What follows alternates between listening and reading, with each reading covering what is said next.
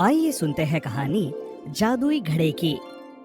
सोनू और मोनू दोनों एक टेबल पर बैठे हैं। सोनू बहुत उदास है। सोनू को उदास देख उसका बड़ा भाई मोनू उससे पूछता है, क्या हो गया सोनू, तुम इतने उदास क्यों हो? आज से मैं दोस्तों के साथ बाहर खेलने नहीं जाऊंगा।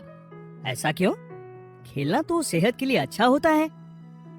वो बात नहीं है भैया, वो पिछले मैच में जो मेडल्स और पैसे हमने जीते थे उसको हमें चैरिटी में देना था, लेकिन मेरे दोस्तों ने उसे मेरे बिना ही चैरिटी में दे दिया था। अब उसका सर्टिफिकेट मुझे नहीं मिलेगा, बस इसलिए उदास हूँ। अरे कोई बात नहीं, कभी कभी किसी काम का क्रेडिट नहीं लेना भी अच्छा होता है।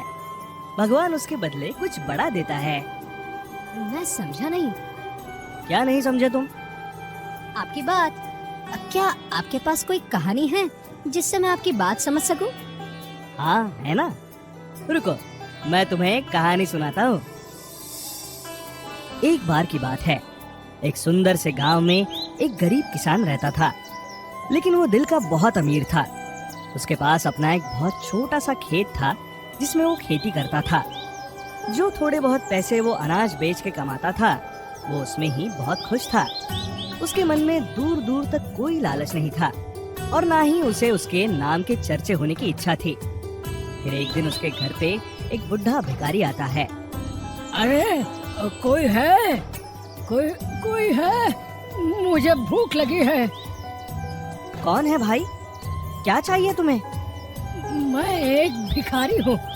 इस उम्र में कोई काम नहीं होता मुझसे, तो मांग मांग के खा लेता हूँ। क्या तुम मुझे कुछ खिला सकते हो? हाँ हाँ क्यों नहीं, अभी लाया कुछ खाने के लिए।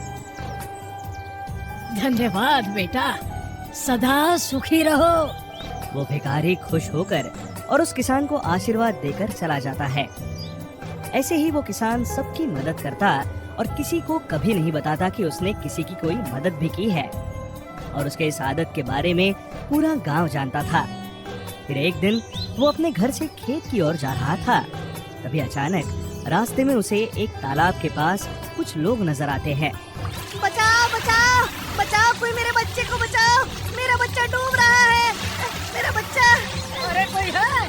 कोई है? बचाओ बचाओ की आवाज सुनकर वो किसान आग देखता है ना ताब और सीधा तालाब में कूद जाता है और आखिरकार उस डूबते बच्चे को बचा लेता है। अरे भैया, तुम्हारा बहुत बहुत धन्यवाद, तुमने मेरे बच्चे को बचा लिया। आज तुम नहीं आते तो पता नहीं क्या हो जाता। हाँ सही कह रहे हो तुम, बच्चे की किस्मत अच्छी थी आज। उसके बाद वो किसान अपने खेत पे चला जाता है और अपने बैल और हल के साथ खेत में काम शुरू कर देता है। फिर अचानक उसके हल से कुछ भारी चीज टकराती है। अरे ये क्या आवाज थी? जरा देखो तो, आखिर क्या चीज है नीचे मिट्टी में? ये घड़ा यहाँ क्या कर रहा है? अजीब बात है, ये गर्मी भी कितनी है। चलो पहले थोड़ा आराम कर लेता हूँ। जाते जाते वो किसान गलती से अपनी छड़ी उस घड़े में रख के चला जाता है। गर्मी काफी थी तो किसान को नींद आ गई थी।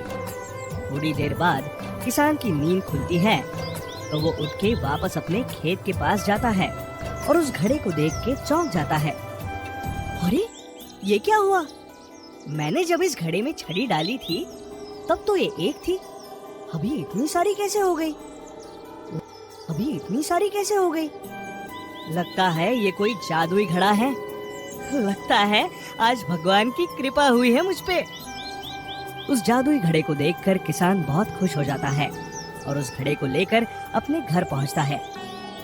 अरे सुनती हो, कहाँ हो? देखो तो ये मुझे क्या मिला है। क्या हुआ, इतना खुश हो रहे हो? ऐसा क्या मिल गया? कोई खजाना हाथ लग गया है क्या? अरे खजाना तो हाथ नहीं लगा है, लेकिन खजाने से कम भी नहीं है। ये देखो, ये एक जादुई घड़ा है।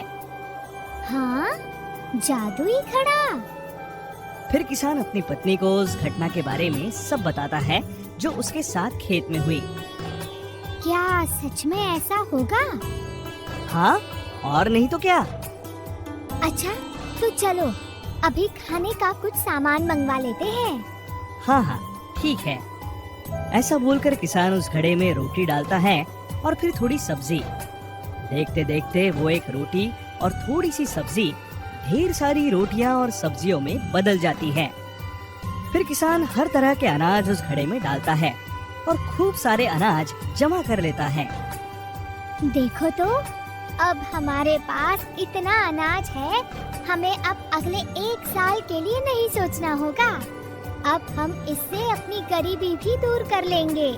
हाँ तुम सही कह रही हो, लेकिन हमें इस घड़े का इस्तेमाल बहुत ही ध्यान से करना होगा और इसे छुपा के भी रखना होगा ताकि किसी को इसके बारे में पता ना चल पाए।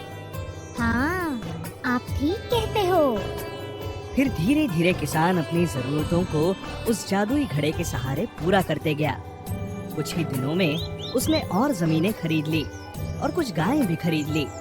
अब वो किसान पहले से ज्यादा पैसे कमाने लगा था। देखते ही देखते उसने अपना एक सुंदर और बड़ा सा घर भी बनवा लिया। लेकिन गांव वालों की भी नजर उस किसान के तरक्की पे जा रही थी और फिर किसान की इस रातों रात तरक्की की बात वहाँ के राजा तक भी पहुँच गई। और फिर एक दिन वो राजा अपने सिपाहियों को भेजकर उस किसान को अपने दरबार में बुलाता है। तो तू है इस घड़े का मालिक, लेकिन ये जादुई घड़ा तेरे पास नहीं होना चाहिए, बल्कि उस घड़े को इस राज्य के संपत्ति का हिस्सा होना चाहिए। और अब तुम जा सकते हो। जी महाराज।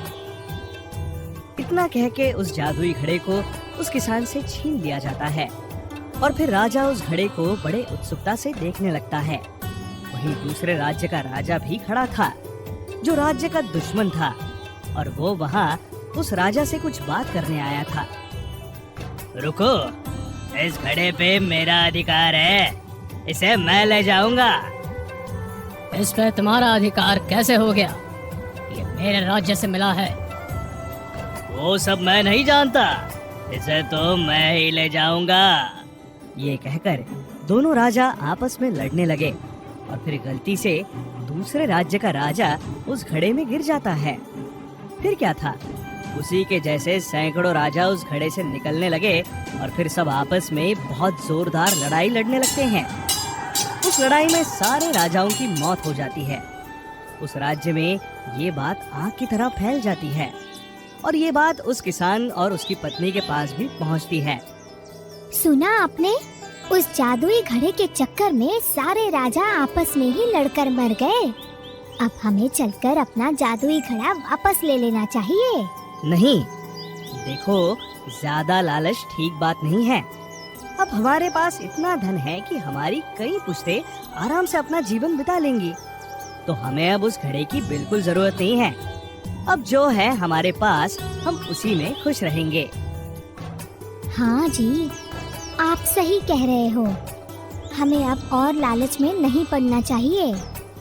और इस तरह से उस किसान को उसके अच्छे कर्मों का फल मिला और लालच करने वाले को उसकी सजा।